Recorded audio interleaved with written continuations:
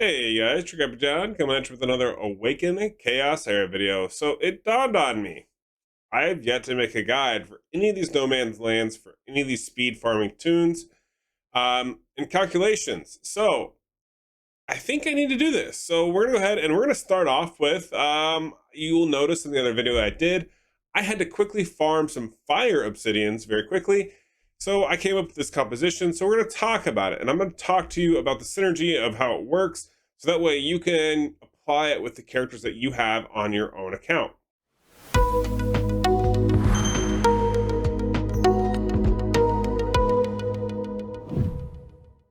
All right, so to get fire obsidians, you are going to go to No Man's Land. You're going to go to Flame Lizard. As you see here, we have 6 minutes left. This is on a Sunday. I had to hurry up and farm a lot of these for my Baka, whatever his name is, the new character. I need to farm more, so I got to get these quick, right? We have 19, and I need, what is it, like 90 of them or something like that? We need a lot. We have a lot of these here, but we need to get a lot of the legendaries. So how do we do this? We have to go fast. In order to go fast, the easiest way to do this is you need to think about what characters synergize correctly and how can you do the damage. So what I like to do is I like to bring in this spell here. The reason why I bring in Smoldering Flames is damage all enemies. Damage scales with the sum of all team members' attacks. This ability cannot trigger any subsequent ability. Something to note with this, it seems to really go off more so off the character that uses the spell more than it doesn't. So for example, I'm going to use this spell, but my William goes before Ciara and Nathalia, which in this case isn't the best case scenario. In the best case scenario, William would go last, and then Ciara would use the spell, which would then wipe one shot the first wave. It would work out a lot better for me, but unfortunately that's just not how it worked out. But you'll notice we're only running 3 characters, and we're doing this because we don't want to stack additional characters to slow the rotations, because more abilities means slower runs. Ciara we bringing in because once we get the enemy down to 50% or less, she procs a special ability that does a lot more damage. We also means that when we use Smoldering Flames, you will notice that William will use it. It won't one-shot the waves. Ciara will come in and poof, wipe out the rest of the wave, no problem. Nathalia is only there for cleanup. She does not have to have really good stats. Essentially, Ciara is the main tank or the main damage dealer, and William we're only bringing in for his attack buff on his passive. So as we run this ability, or on this comp, you will see that we did Smoldering Flames. It took out about half everyone's life. There's Ciara's passive, it just procced. We've now used that ability. We've got his abilities turned off because we want to eliminate animations. We're just going to let them A1 together. Mainly, once again, animations. Ciara attacks. She lowers the health, 15% damage. Nathalia will attack. And boom, it's done. Super quick, right? Very quick. Granted, yes, I have great gear, and that makes a difference. However, at 26 seconds, I mean, it's worth it, right? You want to have these teams built correctly. So let's go talk about the teams, and let's go bring it up and let you know what you should be doing for your teams to make your teams work properly. So Ciara is the main damage dealer in this composition for me. She is currently at 3,000 attack, speed is fast, and only 258 crit damage. So her stats really are not that unattainable, right?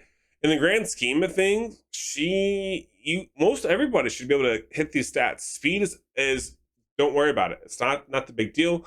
You're really only using her for her 50% passive proc, okay?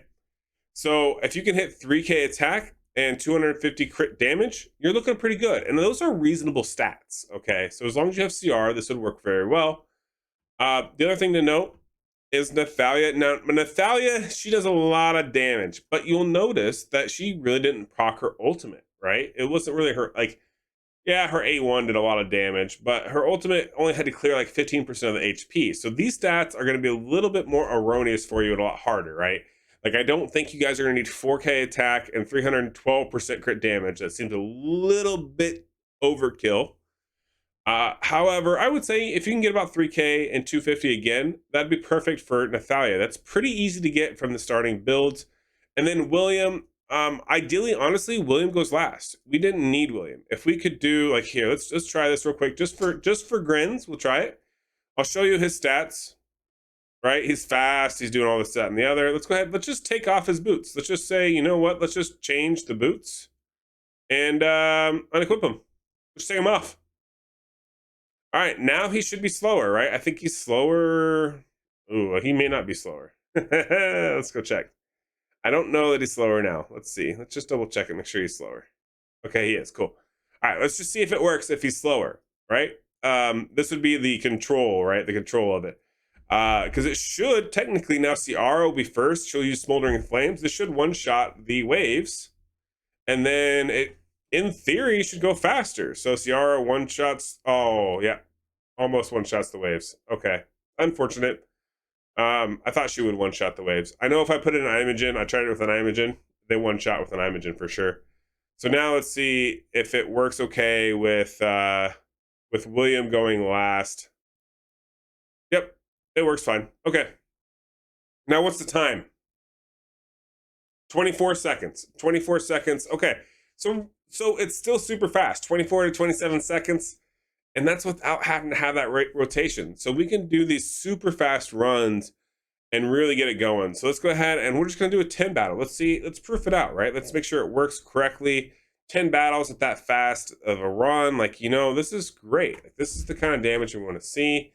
This is definitely what we want on the account. We want to see these nice, fun numbers, these fun damage dealing targets, you know. But one thing I want you guys to note and be aware of, that yes, this is from No Man's Land. This is from Flame Lizard.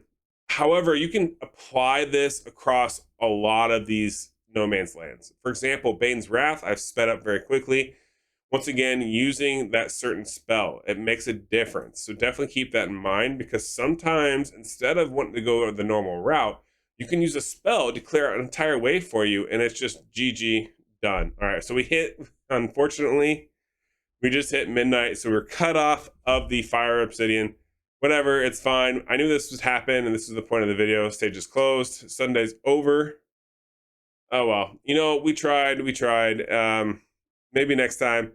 Now the next one we're gonna have is Bane's Wrath. Who knows? Maybe I'll go ahead and do a video on Bane's Wrath next, because that one is the most painful dungeon to run out there. So maybe we'll cover that one next. But I wanted to do a quick video on Flame Lizard and let you guys know, like, hey, you can do fast runs on these No Man lands, and it's a couple quick things to note about them.